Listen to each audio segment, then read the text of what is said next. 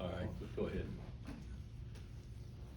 I know you got quite a few seniors living in this place, headlined by Dewan and KJ. I'm just wondering what those two have meant to you and the impact overall that they've had on this program from day one.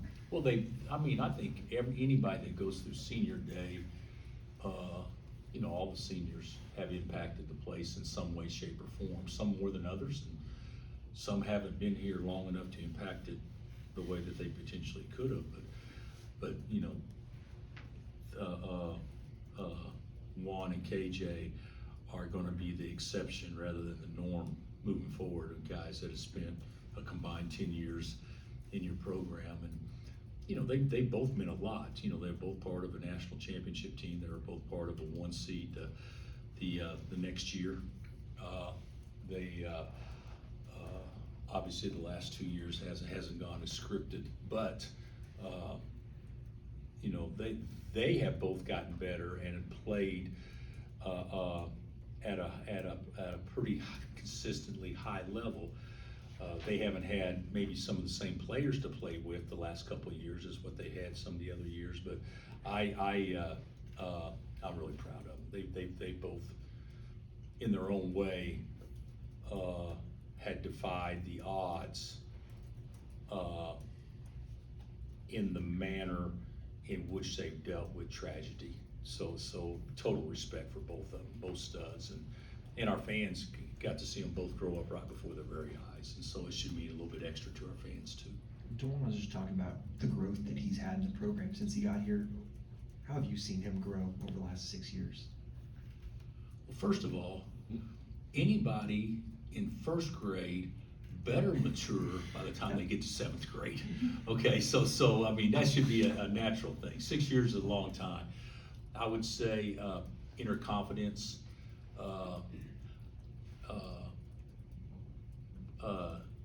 dealing with adversity, becoming more responsible, more accountable.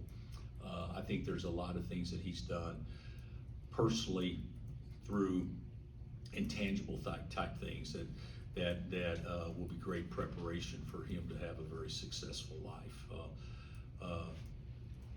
He has defied the odds about as much as anybody that's rolled through here. So really proud of how he's grown up and basically hasn't used negativity to be his energy. Hasn't used bitter to be his energy. He's been much bigger than that, and he sees the good in things far different, I believe, than he did when he first got here.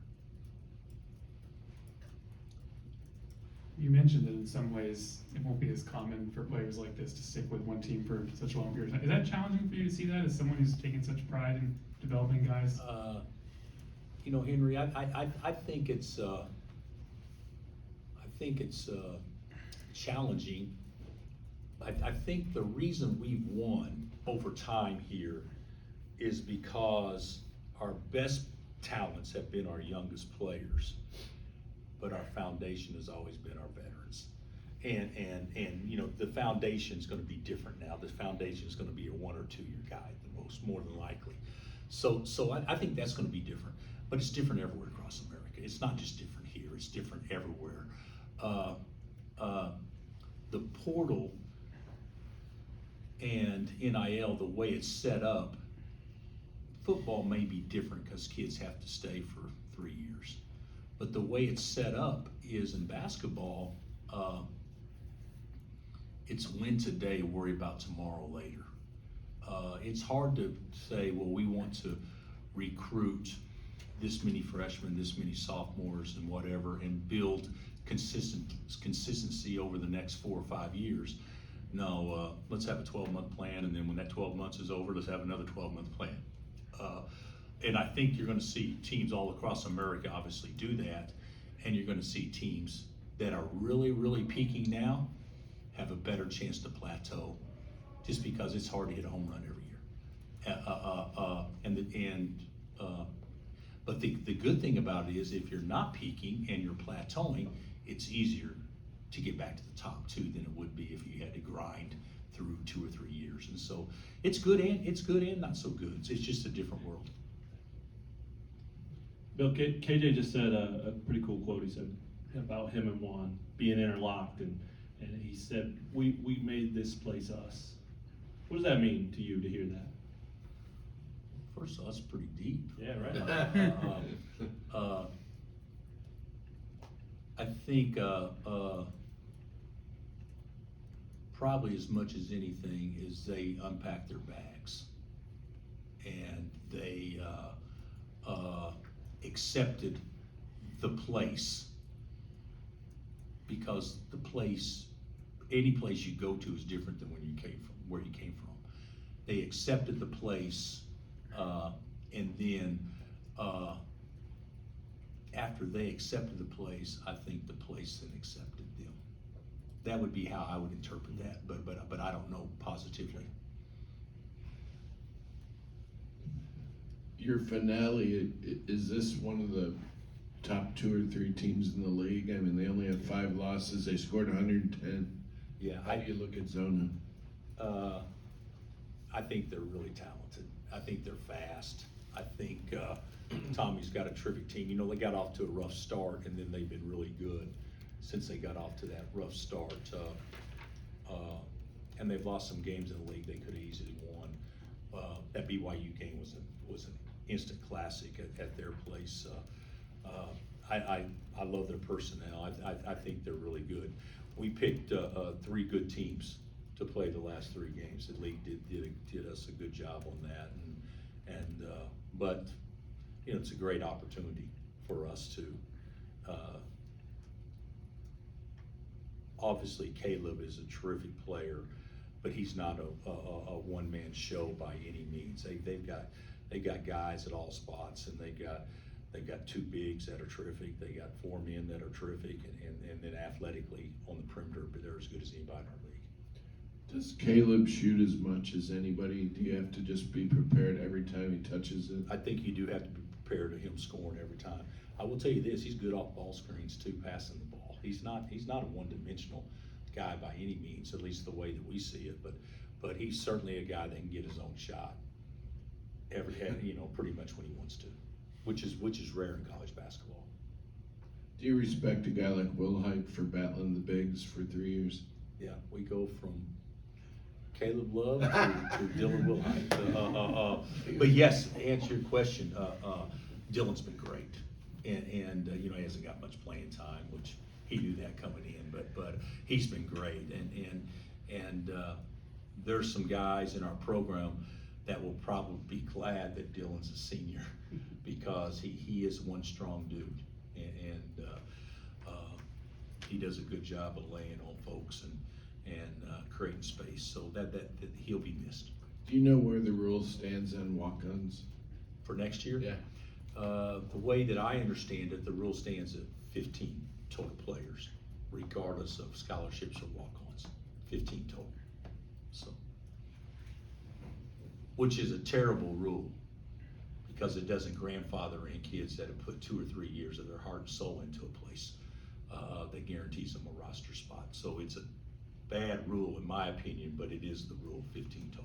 Yeah, that's basically what I was gonna ask about. Is it tough to see the tradition of walk-ons and not coming to an end, but it's gonna dwindle so much if you can give scholarships to those guys? Yeah.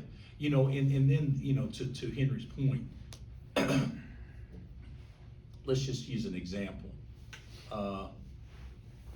There's a 7-footer out there that if he can develop at all, he may end up being a player.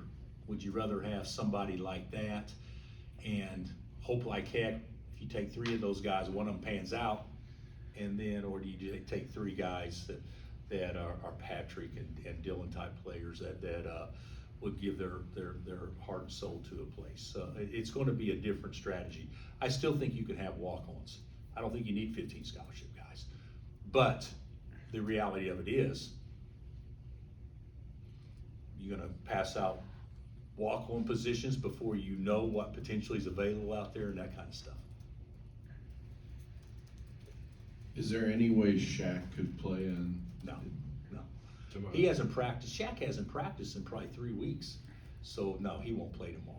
We're still hopeful that we can get a week out of him, you know, going in the postseason and get a week's worth of practice and maybe play limited minutes, but folks, his foot is re-injured. I mean, it's not what it was, but it is, you know, certainly painful enough that, he can't spend much time on it. One thing I've been meaning to ask, some coach said the season isn't long enough, and I can't remember which coach said it. Is that possibly true? Mark Pope, did Mark Pope say Yes. that, we should play 40 or 50 games? You know, I don't think that'll ever happen, cause I don't know any media that'd be willing to work that hard. So my personal opinion, it'd really screw up you guys' job, in your life, so, I don't think I feel that way. I don't think I feel that way, but I do think this, I don't think anybody in the NBA would say that the season's too short. Maybe they would. I mean, I don't know. To me, our season, at least in our league, we're going to 18 league games next year, but our season with 20 league games and everything, that makes for a long season. So I don't know that I agree with that sentiment. Anything else? Thanks, Coach. Thanks, Coach.